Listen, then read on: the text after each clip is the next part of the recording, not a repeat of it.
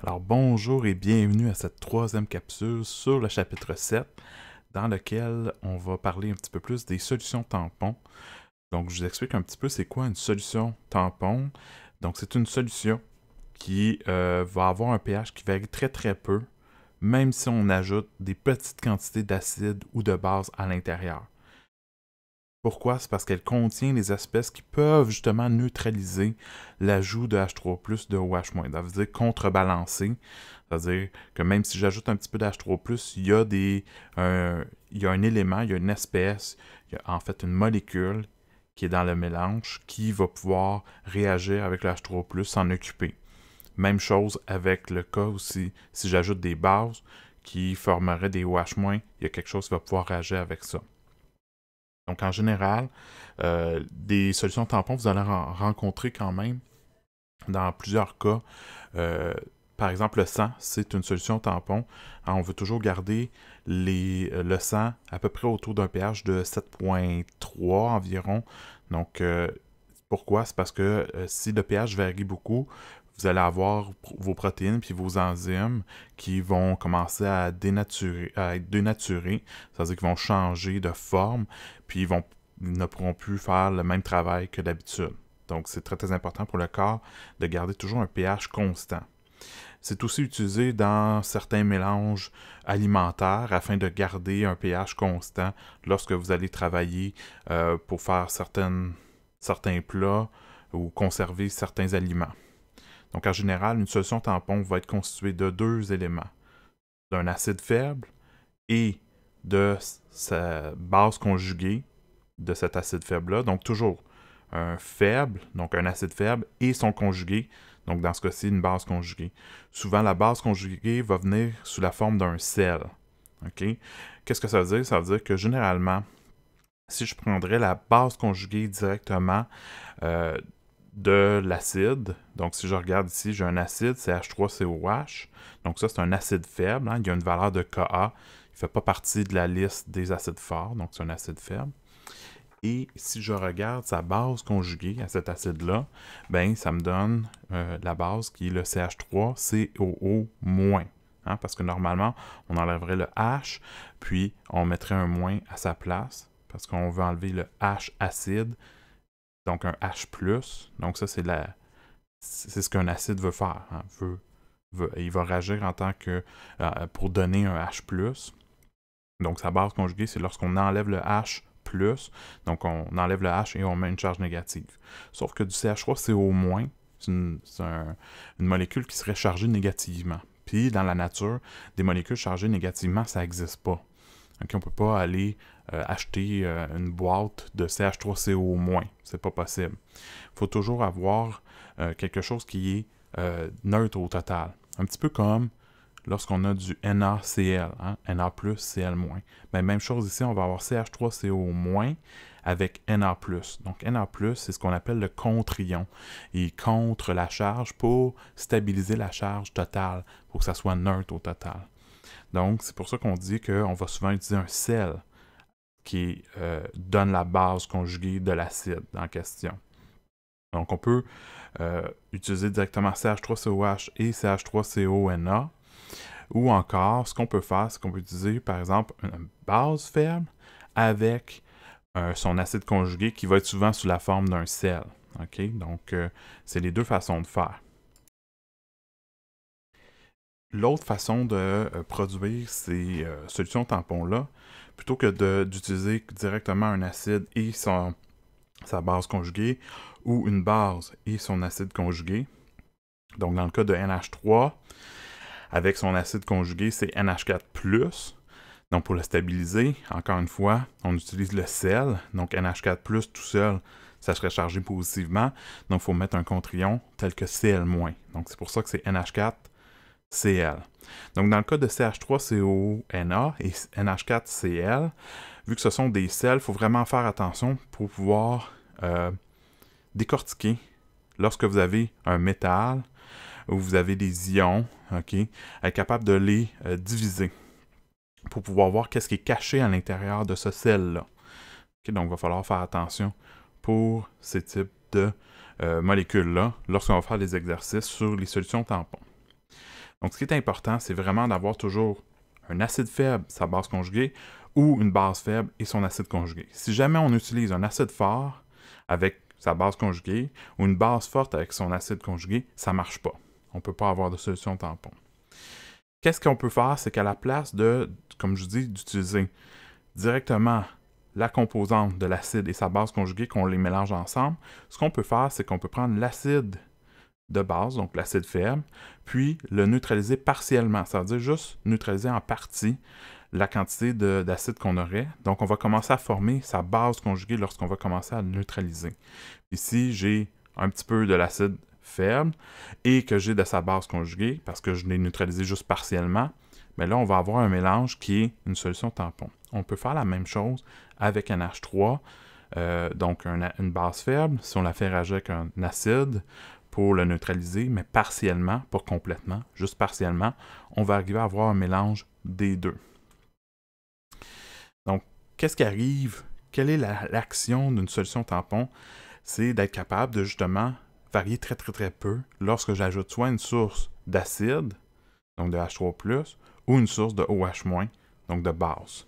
Donc, lorsque j'ajoute un peu d'acide à une solution tampon, par exemple, on va prendre la solution tampon qui est faite à partir du vinaigre, donc l'acide acétique, CH3COH, et de CH3CONA. Dans CH3CONA, l'espèce qui nous est important, c'est le CH3COO-. Le Na+, n'est pas très important pour ce qui est de comprendre qu'est-ce qui arrive. Par contre, si on veut calculer une masse à partir du CH3CONA, il faudrait considérer quand même le Na à ce moment-là. Mais dès qu'il est dans l'eau, il va se séparer parce que les liaisons ioniques se séparent dans l'eau, comme on a vu un petit peu au début du chapitre 6. Donc l'espèce basique ici, entre le CH3COH et le CH3CO-, Na+, l'espèce qui va être basique, c'est le CH3CO-. C'est la base conjuguée de mon acide de CH3COH. Donc, qu'est-ce qui arrive, c'est que si j'ajoute un peu d'acide, l'acide qu'on a ajouté ne va pas réagir avec un autre acide, va toujours réagir avec la forme basique, donc va réagir avec la base du mélange. Donc, la base, c'est le CH3CO-. Donc, ce qui va arriver, c'est que le tampon va commencer à réagir avec les H3O+, pour les neutraliser. Donc, CH3CO- qui réagit avec H3O+, ça va nous former du CH3COH plus de l'eau. Mais le CH3COH, on en a dans le milieu, donc c'est pas grave qu'on en forme un peu plus. Okay? Donc ça va être ce qui va arriver lorsqu'on ajoute un petit peu d'acide. Si j'ajoute un petit peu de base, ben le OH-, la source de base, dans le milieu, ben, va réagir avec la portion qui est acide de la solution tampon. Donc, dans ma solution tampon, si j'ai encore une fois CH3COH puis CH3CONA, l'espèce acide, c'est le CH3COH. Donc, si j'ajoute une base, puis ce qu'elle va vouloir faire, c'est réagir avec l'acide du milieu, donc le CH3COH. Et c'est comme ça que le tampon va neutraliser l'ajout de base, c'est en réagissant entre les deux. Donc le CH3COH, quand il réagit avec des OH-, va devenir le CH3CO-, qui est sa base conjuguée, qu'on a déjà dans le milieu. Hein? On a CH3CO- Na+, mais on a déjà le CH3CO-, plus de l'eau.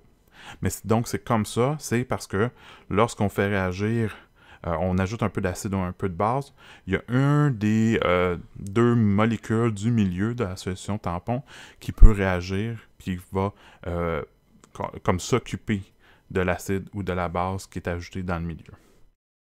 Maintenant, ce qui va être vraiment important avec les solutions tampons, c'est d'utiliser une équation particulière qui s'appelle l'équation d'Henderson-Equelbach. Donc, l'équation d'Henderson-Equelbach se base sur le fait que lorsque j'ai un acide faible, une base faible, j'ai un équilibre. Donc, si je prends un acide faible, peut-être que HA, lorsque j'ai HA qui est mélangé dans de l'eau, ben à ce moment-là, j'ai un équilibre entre l'acide faible et sa base conjuguée. Donc, A- c'est la base conjuguée. Puis, puisque le HA, ce qui va arriver, c'est qu'il va prendre son H+, le donner à l'eau, ça devient H3O+. Okay? Donc, le H+, est parti de HA, donc c'est pour ça que c'est devenu A-, puis il est fourni à la base du milieu, qui est l'eau, qui devient H3O+, qui est son acide conjugué. Donc, qu'est-ce qui arrive, c'est que, vu que c'est une espèce qui est faible, elle ne va pas réagir complètement dans l'eau. Donc, je vais avoir un équilibre. Donc, si j'ai un équilibre, j'ai une façon de calculer la constante d'équilibre. Je vous rappelle, la constante d'équilibre, c'est la concentration des produits multipliés ensemble, divisé par la concentration des réactifs multipliés ensemble. Sauf que ici, on a de l'eau, donc l'eau n'a pas de concentration. Donc, la seule espèce réactif qu'on a à calculer, c'est la concentration de l'acide faible, donc HA. Donc, j'ai concentration de A- fois concentration de H3+, divisé par la concentration de HA qui me donnerait mon Ka. Maintenant, qu'est-ce qu'on va faire? C'est qu'on va réorganiser cette équation-là. Je ne vais pas vous montrer comment on va le faire parce que ça devient des mathématiques un petit peu plus complexes. Ce qui va vraiment nous être important, c'est seulement utiliser l'équation. Puis je vous présente donc l'équation réarrangée. Donc ça, c'est l'équation qu'on appelle l'équation d'Anderson-Ecclebach. Donc, à chaque fois qu'on va vous parler de solution tampon puis de calcul de pH selon une solution tampon, ça devrait être votre première équation que vous devriez écrire sur votre feuille parce que c'est celle-là qu'on va utiliser pas mal tout le temps avec les solutions tampons. Donc, qu'est-ce qu'elle nous dit? Elle nous dit que le pH est égal au pKa. Donc, il faut utiliser le pKa. Donc, le pKa, je vous rappelle, c'est moins le log de Ka. Donc, si on ne vous fournit pas directement puis on vous donne juste un Ka, vous devez faire moins le log du Ka plus le log de la concentration de ma base conjuguée, donc A-, divisé par la concentration de l'acide faible, donc HA. Donc toujours le conjugué sur le départ. OK? Donc concentration de la base sur concentration de l'acide. Tout ça, c'est dans un logarithme. OK? Donc la division doit être faite avant de faire le logarithme. Puis après ça, vous additionnez au pKa pour avoir votre pH du milieu. Donc, l'équation d'Anderson-Ecclebach vous permet de calculer le pH pour une solution tampon formée d'un acide faible, HA, et de sa base conjuguée, ou encore d'une base faible, B-, et de son acide conjugué, HB. Par contre, pour avoir une bonne solution tampon, il faut que l'équation soit utilisée seulement dans des paramètres particuliers. Les paramètres qui doivent être toujours les meilleurs, c'est que le rapport entre la base et l'acide, ça ne doit pas dépasser 10 pour 1. Donc, soit que vous avez 10 fois plus de l'acide que de la base conjuguée, donc à ce moment-là, ça donnerait 1 divisé par 10, donc 0,1. Ou encore, vous avez 10 fois plus de la base conjuguée que de l'acide, donc ça me donnerait 10 divisé par 1, donc 10. En autant que votre rapport se situe entre 0,1 et 10, vous avez un bon rapport qui peut être utilisé pour l'équation d'Anderson-Ecclebach. Si jamais vous avez plus que 10 fois plus d'une des deux espèces que de l'autre, par exemple, vous avez 100 fois plus de la base que de l'acide, bien là, à ce moment-là, c'est plus considéré comme une solution tampon effective. Okay? C'est pas très très bon comme solution tampon. On veut toujours, pour des solutions tampons, idéalement, ça serait d'avoir un rapport le plus proche de 1 pour 1. C'est idéal d'avoir un rapport de 1. Mais on peut toujours jouer un petit peu autour, mais les limites, c'est 0,1 à 10. Donc, dire 10 fois plus de l'un que de l'autre maximum. Donc ça, c'est pour l'équation d'Anderson-Ecclebach, comment l'utiliser. C'est la meilleure façon, c'est de garder toujours des solutions tampons le plus efficace possible. Donc le pouvoir tampon, évidemment, c'est la capacité pour les solutions tampons de neutraliser une quantité d'acide ou de base ajoutée tout en maintenant son pH presque constant. C'est à ça que ça sert les solutions tampons. Donc la limite de cette capacité est atteinte avant que l'une des deux composantes de la solution tampon ait disparu. C'est-à-dire si je fais tout réagir la portion acide de ma solution tampon, ben j'aurais pu de cette portion-là pour pouvoir faire réagir avec des bases que j'ajouterais dans le milieu. Donc l'acide faible et sa base conjuguée doivent être toujours présents dans des quantités relativement similaires. Donc pour l'efficacité maximale, elle doit contenir des concentrations élevées et égales ou le plus possible, le plus proche possible d'être égal de A- et de HA. Ou de, donc ça c'est pour base conjuguée et son acide faible, ou encore de base et son acide conjugué. De base faible et son acide conjugué, évidemment, toujours faible. Si jamais la concentration de A- et de HA est la même, à ce moment-là, le pH du milieu va être égal au pKa. Donc pourquoi? Parce que si j'ai la même chose A- et HA, j'ai la même valeur. Donc admettons ici, là, je reviens, je vous dis, vous avez la même quantité de A- que de HA. Donc j'ai un rapport ici de 1. Le log de 1, c'est 0. Donc si c'est 0, j'ai pK plus 0. Donc c'est comme si ça n'existait pas. Donc j'ai pH est égal au pK lorsque la concentration de A- et la concentration de HA est la même. Puis ça, c'est quelque chose qu'on va voir, on va le faire dans un exercice juste pour vous le montrer. Puis ça va être quelque chose d'assez important pour vous parce que c'est un point important dans plutôt lorsqu'on fait un titrage, par exemple. Parce que vous allez voir, il y a des sections d'un titrage qui vont être des solutions tampons. Si je reviens ici, donc au moment où vous avez la même concentration de A- que de HA, le pH est égal au pKa. Puis je vous rappelle, le pKa, pour le calculer, c'est moins le log du Ka. À moins qu'on vous le donne directement, il faut le calculer à partir de la valeur de Ka. Par ailleurs, si jamais vous voulez garder une solution tampon qui est efficace, le plus possible, vous devez la garder à un pH qui se situe à plus ou moins une unité de pH autour du pKa de l'acide. Par exemple, si vous avez un pKa qui est de 3, bien, vous pouvez aller entre 2 à 4 de pH. À l'extérieur de cette zone-là, généralement, on perd beaucoup du pouvoir tampon parce qu'on est à l'extérieur des ratios qui, normalement, on devrait avoir de A- et de HA. Donc, on va dépasser le rapport de 10:1. Alors, on va faire quelques exercices. Les exercices ici, pour l'exercice 4, A, B, C, le A et le B devraient être quand même assez simples. C'est vraiment des applications directes de l'équation d'Henderson-Equalbach. Le C est un petit peu plus difficile, fait que je vais vous montrer comment le faire par la suite, mais si vous voulez tenter de le faire par vous-même, vous pouvez essayer de le faire comme ça, en essayant de voir qu'est-ce que vous êtes capable de faire avec ça. Mais pour le A et le B, c'est vraiment juste de mettre les chiffres comme il faut à l'intérieur de l'équation. Ici, évidemment, je ne vous donne pas le pKa directement. Pourquoi? C'est parce que dans vos notes de cours, hein, vous avez plus haut un tableau des valeurs de pH avec les pKa. Donc, je vous rappelle que vous avez ici... Donc, je dois revenir en arrière. Je vais revenir très rapidement.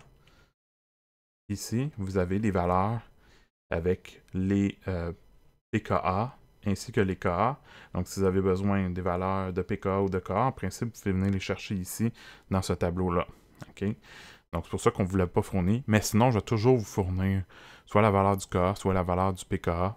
Tout dépendamment si je veux que vous calculiez le pKa plutôt, ou si je vous la donne directement parce que je ne veux pas vous la faire calculer. Parce qu'il y a d'autres problèmes plus difficiles dans l'exercice. Donc, je vous laisse faire cet exercice-là. Donc, je vais revenir à l'exercice en question. Donc, je vais revenir rapidement. Donc, l'exercice 4. Donc, tentez de le faire le A et le B, ainsi que le C, si vous voulez. Mais sinon, je vais vous montrer pour le C plus particulièrement comment le faire par la suite. Donc, vous pouvez mettre la vidéo à pause, les faire, puis on va regarder ensemble la réponse.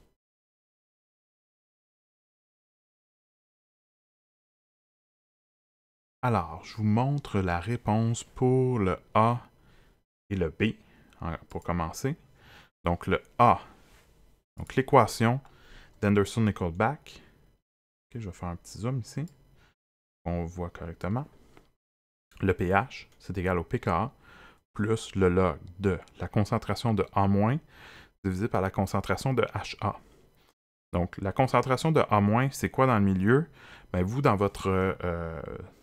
ce qu'on vous demande, c'est de parler de la solution de CH3COOH et CH3COO-.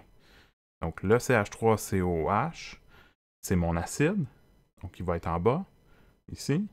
Puis le CH3CO-, c'est ma base, va être en haut.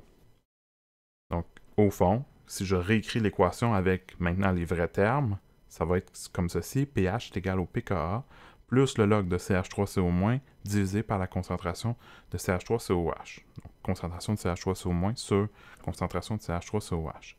Pour le A, on vous dit que les concentrations des deux sont de 1. Donc, qu'est-ce que je vais faire? C'est que je vais avoir, premièrement, le pKa, on va chercher dans le tableau, ou encore je vais vous le fournir. Donc, admettons que je vous le fournis, je vous dis c'est 4,74, donc vous n'avez pas à le calculer, tout est beau. Donc là, ce que vous avez à calculer, c'est le ratio ici. Donc, j'ai 1 comme concentration, 1 mol par litre. Donc les parenthèses, c'est toujours en mol par litre. Donc, on doit s'assurer qu'on est en mol par litre ici. Donc, 1 mol par litre divisé par 1 mol par litre. Donc, ça me donne un log de 1. Log de 1, c'est 0. Donc, le pH est égal au pKa. Pourquoi c'est vrai ici? C'est parce qu'on a la même concentration en haut et en bas de notre logarithme. Parce qu'on a la même concentration en base conjuguée qu'en acide faible. Donc, c'est pour ça que le pH est égal au pKa dans ce cas particulier-là. Donc, ça, c'était pour le A. Maintenant, pour le B, on a des concentrations différentes. On vous dit que vous avez une concentration de CH3CO- de 0,88 mol par litre et de 1,05 pour le CH3COH. Ce qui est important lorsqu'on vous donne des concentrations puis qu'on vous demande de calculer le pH pour une solution tampon, c'est de vous assurer de ne pas vous mélanger laquelle et laquelle, puis de bien mettre la base en haut, l'acide en bas. Donc, ça me donne 4,74 plus le log de 0,88 divisé par 1,05. Donc, commencez par la division. Après ça, vous faites le log de votre résultat, puis vous l'additionnez à 4,74. Ça va vous donner 4,66 comme réponse. Donc, vous voyez, même si on a des ratios qui sont un petit peu différents entre la base et son acide, donc la base conjuguée et l'acide faible, on a quand même un pH qui est très très similaire dans les environs du pKa. Donc ça démontre que c'est quand même une bonne solution tampon. Maintenant, qu'est-ce qui arrive pour le C? Le C, on vous demande quel rapport de concentration entre CH3CO- et CH3COH est nécessaire pour avoir une solution tampon de 4,50 de pH. Donc là, dans ce type de problème-là, c'est qu'on cherche le rapport. C'est-à-dire, on cherche c'est quoi la valeur de CH3CO- divisé par CH3COH. Donc, on veut isoler ça ici, au complet, toute la division. Donc, la première chose qu'on va faire, c'est de tout de suite mettre les chiffres qu'on connaît. 4,50, c'est le pH qu'on cherche. 4,74, c'est le pKa du CH3COH. Donc, toujours le pKa de l'acide faible. Donc, ici, la première chose que je peux faire, c'est prendre le 4,74 puis l'envoyer de l'autre côté. Donc, faire une soustraction. 4,50 moins 4,74, ça me donne moins 0,24, excusez-moi. Donc, moins 0,24, c'est égal au logarithme de du rapport de CH3CO- sur CH3COH. Donc, leur concentration, le rapport de leur concentration. Maintenant, il faut que je retire le logarithme. Pour retirer un logarithme, je vous en ai déjà parlé un petit peu au début du cours, lorsqu'on a commencé à faire certains laboratoires. Mais pour enlever le logarithme, il faut faire le processus inverse, le calcul inverse. Ça veut dire qu'il faut faire 10 à la.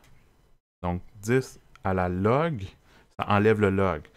Donc, il faut le faire de chaque côté de l'équation. Donc, si je le fais de ce côté-ci, puis ça enlève le log, il faut que je le fasse aussi de l'autre côté. Donc, je vais faire 10 à la moins 0,24. Donc, ça va être mon exposant de 10. Donc, en mettant la réponse d'un côté de l'équation comme exposant de 10, ça me permet d'enlever le logarithme. Donc, d'avoir juste le ratio de la concentration de CH3CO- sur la concentration de CH3COH. Donc, si on calcule 10 à la moins 0,24, ça me donne un ratio de 0,58. Donc, ça, c'est le ratio, c'est le rapport des deux concentrations entre la base conjuguée et l'acide faible qui devrait être utilisé. Qu'est-ce que ça veut dire, ce ratio-là? Ça veut dire que si j'utilise 1 mol par litre, ok, donc j'écris juste 1 mol, mais 1 mol par litre de CH3COH, je devrais utiliser 0,58 mol par litre de CH3CO- pour former la bonne solution tampon qui me donne vraiment un pH de 4,50. Donc, en isolant le rapport, je peux déterminer qu'est-ce que je devrais faire quelle concentration je devrais avoir des deux éléments, des deux substances que je dois mettre en contact l'un avec l'autre dans le même volume pour avoir une bonne solution tampon au bon pH désiré. Donc ça peut arriver de temps en temps que vous ayez ce type de problème-là. Donc je vous ai montré comment le faire. Donc maintenant, lorsque vous allez en avoir, ça va être à vous de toujours vous souvenir comment procéder. Donc faire la soustraction, puis enlever le log en mettant votre résultat de l'autre côté comme exposant de 10. N'oubliez pas le signe qui est important aussi.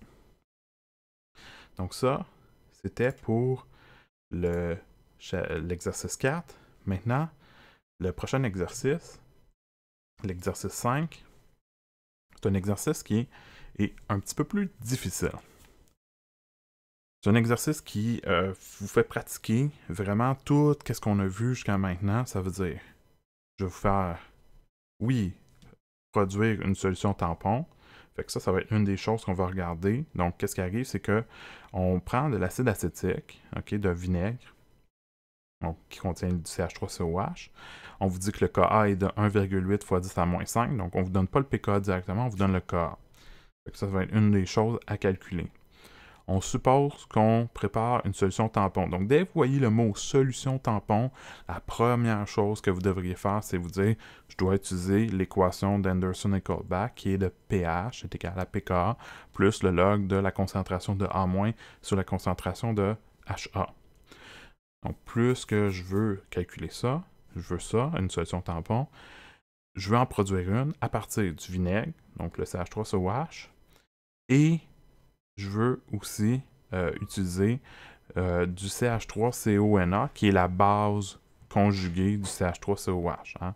Parce que dans CH3CONA, il y a CH3CO-, puis NA+. Le CH3CO-, c'est la base conjuguée de CH3COH. Donc, on veut savoir, quand j'utilise un vinaigre de 4,53% en masse, ici, on aurait pu vous préciser là, que c'est plus précisément masse par volume, donc M par V, comme on fait au laboratoire, donc MV. Cette concentration-là, ça va être ma concentration pour le CH3COH. Sauf que dans le calcul, pour une solution tampon, ça va être quelque chose qu'il va falloir que je transforme en mol par litre, parce que c'est des mols par litre que je vais avoir pour mon calcul de l'équation d'Anderson et Kullback.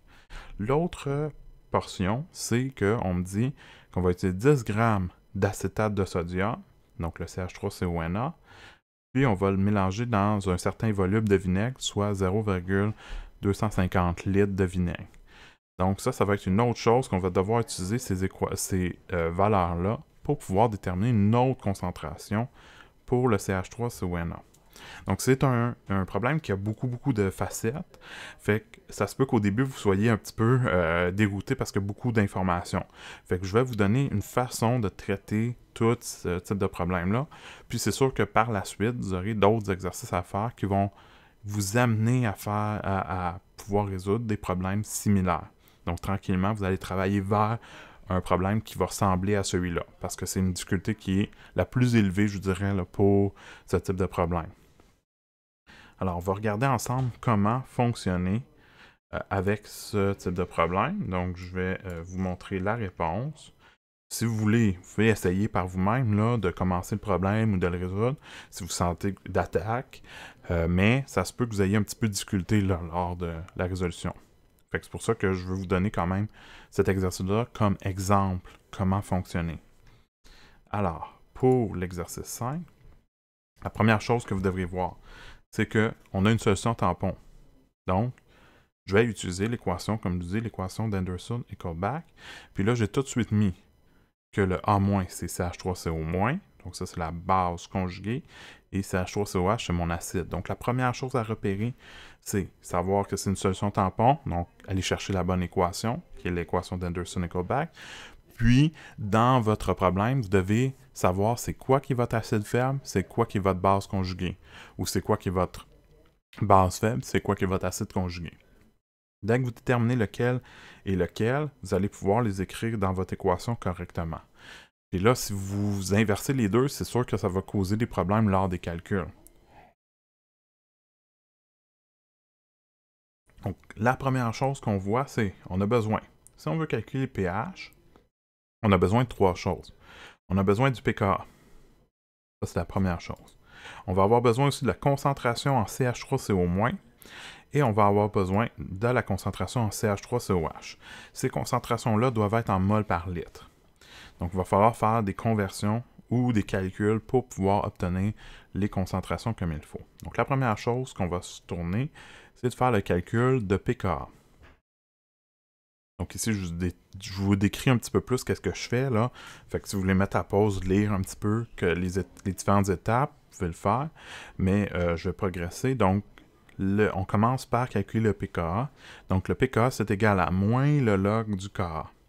Le log du Ka, donc le Ka, on vous le donne dans le problème, c'est 1,8 fois 10 à la moins 5. Donc, je vais faire moins le log de cette valeur-là.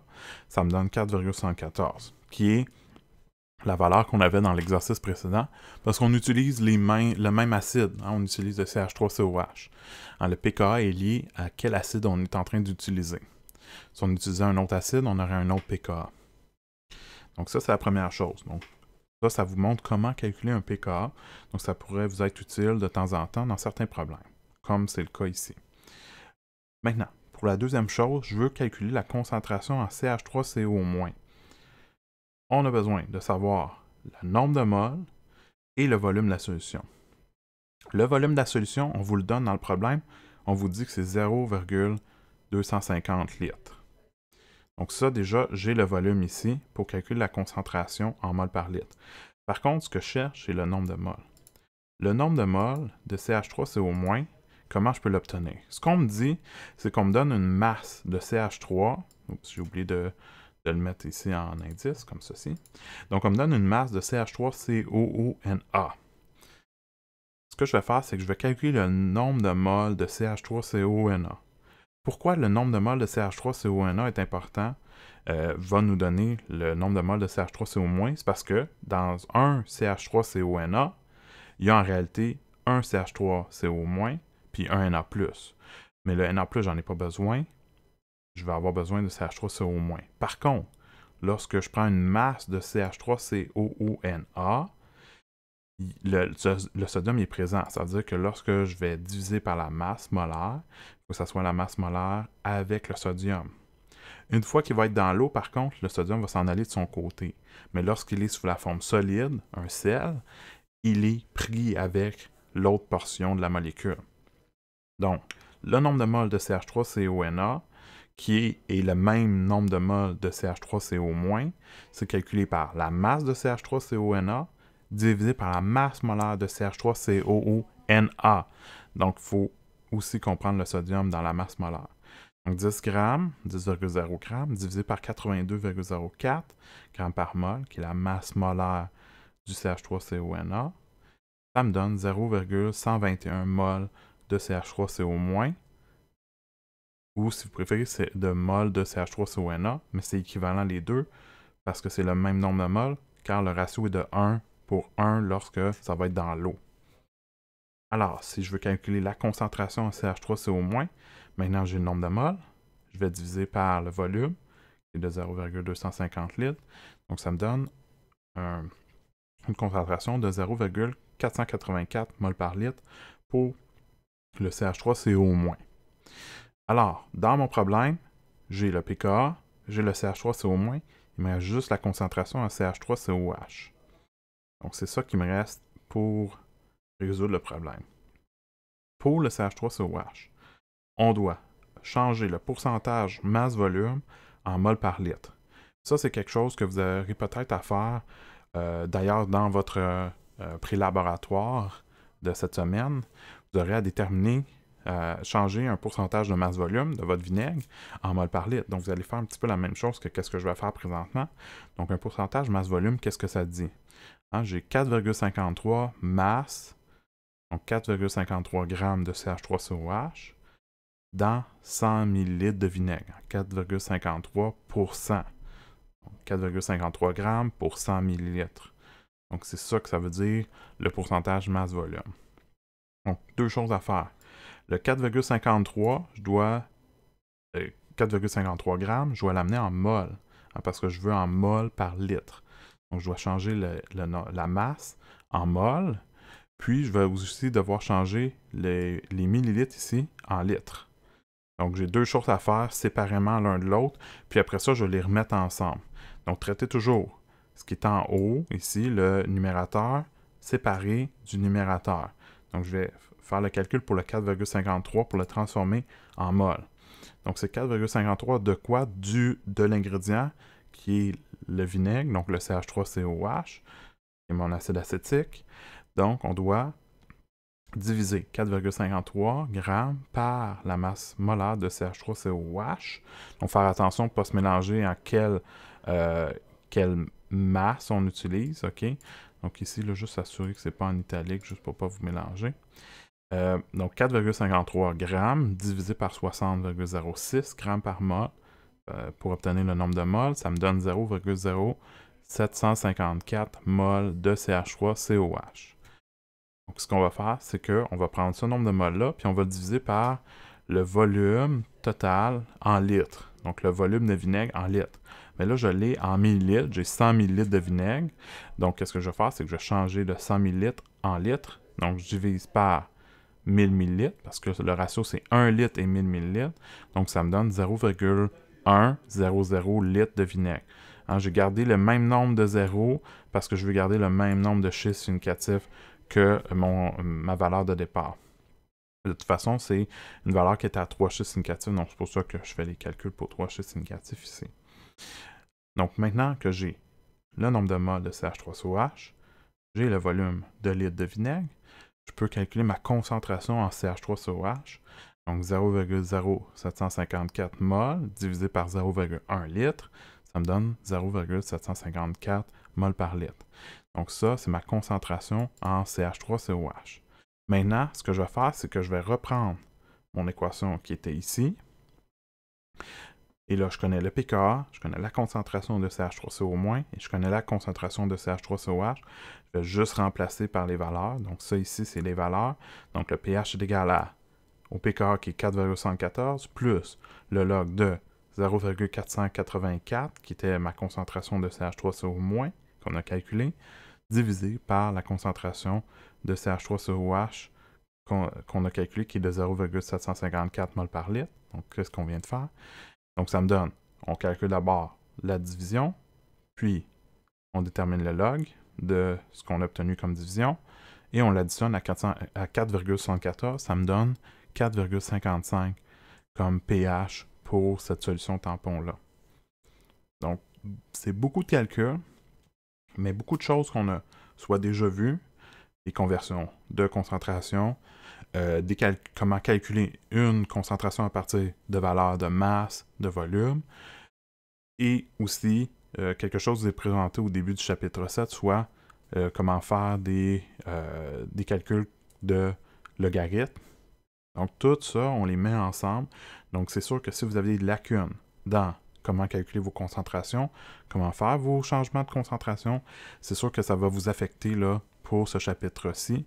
Donc c'est très très important de régler tous vos problèmes par rapport au calcul de concentration avant de continuer dans le chapitre 7, parce que là, vous allez pouvoir en faire plus, mais ça va être utiliser ces valeurs-là pour les placer, pour faire des calculs de pH. Donc ça termine la capsule présente, donc la troisième capsule sur le chapitre 7. Donc dans la prochaine capsule, la capsule 4, je vais vous parler des titrages. On en a fait en laboratoire. On va en faire plus encore en laboratoire. Donc, je vais vous introduire le sujet du titrage, qu'est-ce que c'est, pour vous donner plus de détails, pour que vous ayez une bonne compréhension lorsqu'on va faire le traitement des données par la suite. Donc, d'ici là, si vous avez des questions, n'hésitez pas et à la prochaine.